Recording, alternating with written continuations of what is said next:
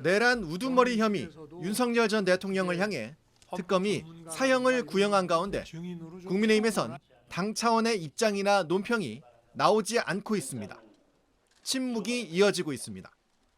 보수 논객 정규재 전 한국경제신문 주필은 당연히 주요 정당으로서 입장을 내야 하는데 현재 국힘은 윤허개인 상태라고 비판했습니다.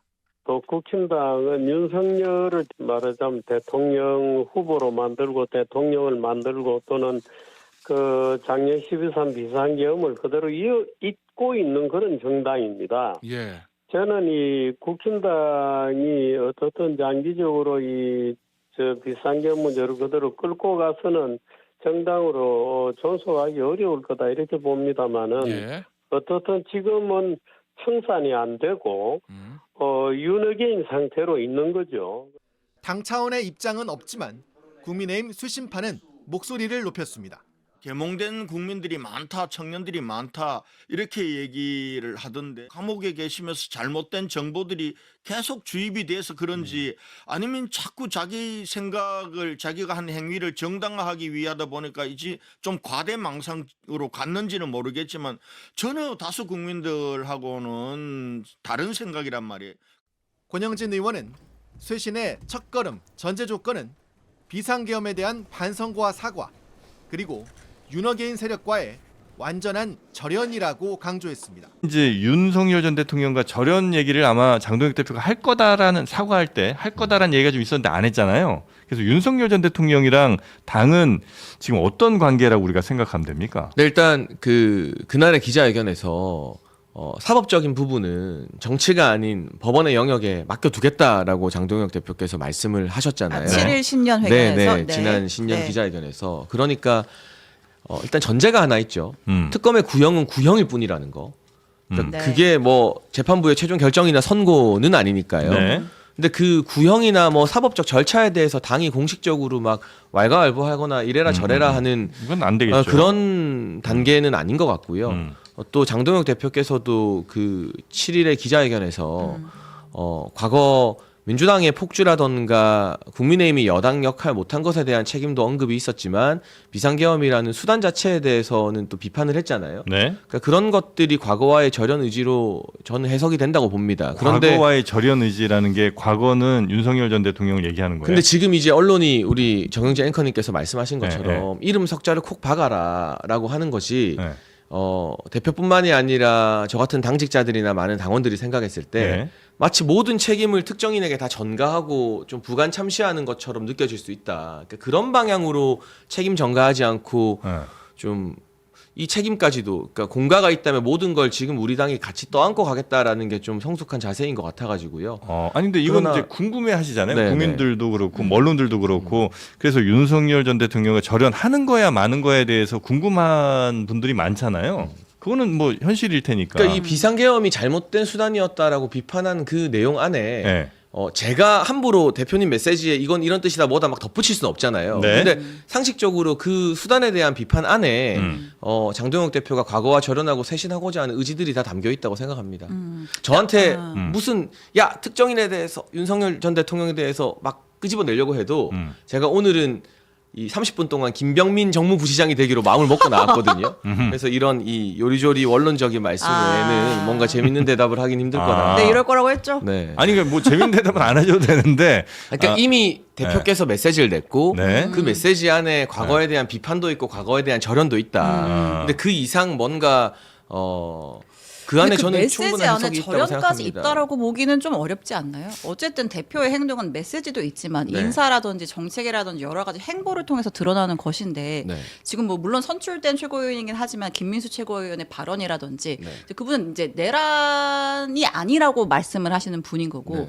그리고 과거에 내란을 옹호했던 분들이 새롭게 당에 영입이 되기도 하고 그런 분들을 받아들인다는 것 자체가 그러니까 절연의 의지가 없다고 좀 느껴지거든요. 저는 조금 이해가 안 되는 게 저희가 계엄을 비판했다 해서 계엄은 곧 내란이다라고 인정해야 되는 건 아니거든요. 뭐 그건 법의 아마 판단을 대법원 판단까지 가봐야 되는 부분이고 저 역시도 비상계엄이라는 수단이 잘못됐다는 장동혁 대표의 취지에 공감하지만 네. 이걸 내란으로 제가 인정하거나 받아들이는 것은 아닙니다. 그건 법적인 부분을 지켜봐야 될 것 같고요. 그러면 그렇다고 사형 해서 구형은 너무 과하다고 생각하세요? 그건 특검의 일방적 구형이니까요. 네, 그건 뭐 어떤 결과가 나올지 모르죠. 저도 모른다. 이제 선거법 재판을 제가 2번 받고 이제 대법원 앞두고 있는데 네. 검찰이 징역 1년 6개월을 구형하더라고요. 네. 그래서 정신 나갔나 싶었거든요. 근데 유죄가 됐을 때도 벌금 150이었고 2심에서는 완전 무죄가 나왔고 해서 구형은 구형일 뿐이다라는 걸 저도 재재판을 하면서 느꼈기 네. 때문에 네. 뭐 그 부분에 대해서 뭐 옳다 그르다 평론하기보다는 그건 그냥 특검의 일방적 주장일 뿐이다라고 혹시 생각하고 선고에 따라 그러면 당과 윤석열 혹은 뭐 당과 과거와의 관계가 좀 달라질 수는 있어요? 아니면 선고와는 무관합니까? 근데 솔직히 말씀드리면 네. 그 윤석열 정부나 윤석열 전 대통령에 대한 입장을 네. 장동혁 대표께서 1월 7일에 정리를 하셨는데 네. 선거 결과가 어떻게 나온들 그 입장과 다른 추가적인 메시지가 필요할까? 예를 들면 네.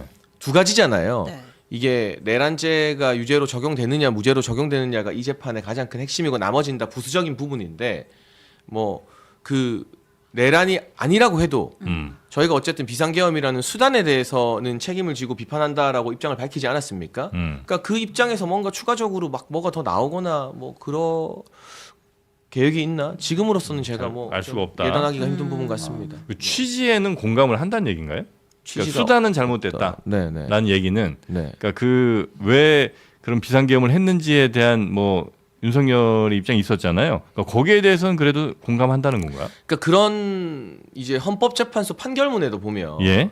민주당이 대통령의 국정 운영을 막 굉장히 벼랑 끝으로 밀어넣은 여러 부분들이 적시가 되어 있잖아요. 심지어 그 헌재 판결문에도 나와 있는 민주당의 어떤 협치 파괴나 예산 뭐 전액 삭감 뭐 줄탄핵 이런 부분에 대해서는 그거를 헌법재판소가 사실로 인정해서 적시했다기보다는 윤석열이 주장하는 탄핵의 목적이 그거였는데라는 설명을 하는 과정이었던 것 같고 그거를 위해서 이러한 불법적인 수단을 동원한 것은 잘못되었다라는 게 이제 헌재의 판결. 근데 저도 헌재 판결문 참 열심히 봤는데 예. 저는 분명 민주당의 잘못에 대한 지적도 헌재가 담았다고 생각을 하거든요. 그러니까 그런 부분에 대해서는 저희가 문제 의식을 갖고 있죠. 근데 그걸 딱 뭐 이 1 더하기 1은 2야, 네네네. 3이야 하듯이 뭐 취지는 어떻게 생각하냐, 뭐 수단이랑 취지는 다른 거냐 이렇게 물어보면 제가 늘 말씀드리지만 지금 김병민으로 빙의해 있을 수밖에 없습니다. 그러니까 계속 인터뷰 나오실 때마다 이 질문을 할 수밖에 없잖아요. 네. 뭐 저는 계속 김병민이 되는 거죠. 그럼. 근데 왜 김병민이 이제 대표 명사가 된 거예요? 그러니까 제가 참 존경하는 정치인인데요. 네. 정무 대한민국에서 그 어려운 질문을 가장 잘 대답하시는 분이라고 생각하기 때문에 그래서 네, 네. 그분을 롤모델을 삼아 저는 오늘은 가겠다. 배워야 할 게 많거든요. 네. 알겠습니다. 자, 그래서 뭐 저희가 계속 이제 입장이 조금 애매한 것 같아서 여쭤보나 하여튼 그 대답은 지금까지 하셨던 대답과 이제 비슷하게 갈 수밖에 없다. 네. 이 정도로 그럼 이해를 하도록 하겠습니다. 선거 결과를 지켜보겠다. 음. 그 지금 국민의힘의 주적은 이재명 대통령이에요. 한동훈 대표예요. 뭐 당연히 국민의힘의 주적은 네. 부동산이나 환율 문제, 경제 문제 심각하게 망가뜨리고 있는 이재명 정부의 여러 가지 폭주 경제 실정이라고 봐야겠죠. 네. 한동훈 씨 같은 경우는 주적이라고 하기엔 체급이 좀 네, 주적할 만한 체급인가요? 아, 그래요? 원에- 경제도 지금 네. 뭐 망하고 있다고 보시는 거예요? 그러니까 지금 뭐 코스피가 많이 올라가고 있지만 예. 베네수엘라도 나라 망할 때 주식은 엄청나게 올랐었고요. 역대 대한민국 정부에서 그 주식이 임기 동안 제일 많이 오는 정부가 노무현 정부였거든요. 예. 근데 우리가 노무현 정부를 돌아봤을 때 주식 잘한 정부로 기억하진 않잖아요. 그것보다 부동산 폭등이나 물가 상승이 일반적인 국민들에게 끼치는 영향이 더 크기 때문에 뭐 계속해서 환율 방어가 안 되고 뭐 이런 것들이 좀 시차를 두고 오겠죠. 네. 다가오는 이사철에 전월세난 저도 뭐 최근에 부동산 같은 데 가서 보면 아예 전세 물건 자체가 없더라고요. 아파트는. 그런 것들이 국민께 훨씬 더 심각한 영향을 끼칠 거라고 보고 참 걱정스럽게 지켜보고 있습니다. 네. 그 전에 예를 들면 윤석열 정부 때 경제는 그래도 좀 괜찮았다고 판단하시고요. 평가를. 그러니까 뭐 여러 가지 경제 여러 지표나 기준이 있잖아요. 예. 그러니까 코스피 기준으로 보면은 지금처럼 막 코스피가 화랑은 아니었죠. 예. 근데 그건 이제 뭐 삼전이나 하이닉스 반도체 사이클이나 램 부족 현상의 덕을 많이 보고 있는 거고 저보다 더 전문가시니까. 예. 근데 저는 서민들한테 가장 영향 많이 끼치는 지표는 부동산이라고 보거든요. 아. 그게 절대 다수의 국민들한테 네. 이게 우리나라 1호 자산이 다 부동산이니까 네. 물가나 가처분 소득에도 그게 영향을 많이 끼친다고 봐요. 예. 근데 그런 측면에서 보수 정부가 예. 집권하면 공교롭게도 대부분 부동산 지표가 잘 관리됐고 진보 정부가 집권할 때마다 폭등이 있었다라는 거는 뭐 어느 정부가 잘했고 못했고를 떠나서 이제 일반적 국민 상식이라고 생각합니다. 그래서 부동산 가격이 더 오른 그래서 서민들의 삶이 더 힘들어진 지금이 경제 상황도 매우 안 좋아진 거다. 이렇게 그렇게 이제 또 실물 판단하신다는 경기나 내수 경기에 이제 점차적으로 계속 악영향이 이제 축적될 거라고 보고 있죠. 그래서 앞으로 더 어려워질 거라고 이제 아마 뭐 보고 안타깝게도 계시는 이 것 돈을 같고요. 푸는 확장 정책 기조에 대한 대변환이 없으면 환율도 방어가 안 될 거고 예. 뭐 코스피는 오르지만 돈 버는 사람들 극소수일 거고 코스피 오르는 속도보다 부동산 뭐 5천만 원 1억 뛰는 게 훨씬